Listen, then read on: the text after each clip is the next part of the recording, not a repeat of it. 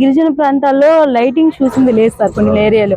అసలు అక్కడ దాని రూట్ కూడా తెలియదు, ఎక్కడ ఉంటాయో కూడా తెలియదు. అలాంటి గ్రామాలకి మీరు వెళ్ళి గుర్తించి సోలార్ పెట్టడం జరిగింది. సో ఏంటి సార్ అసలు ఎలా తెలిసింది ఆ సోలార్ పెట్టాలని ఆలోచన ఆ గ్రామంలో? అంటే నేను ప్రతిపక్షంలో ఉన్నప్పుడు ఇన్ఛార్జ్ గా వచ్చి 3 years అయింది.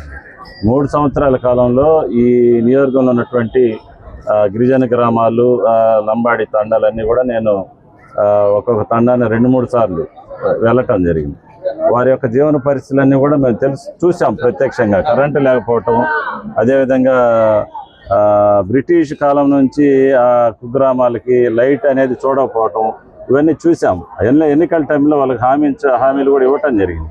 అయితే నా అదృష్టం ఏంటంటే రాష్ట్ర విద్యుత్ శాఖ మంత్రిగా గొట్టిపాటి రవికుమార్ గారు రావటం అనేది నాకు అంటే నా రాజకీయ జీవితంలో ఈ టైంలో ఆయన ఉండటం అనేది నాకు చాలా ఉపయోగకరం. కారణం ఏంటంటే గిరిజనులకు ఇచ్చిన మాట మనం నెరవేర్చగలమా లేదా అనే ఒక ఆలోచన ఉండేది.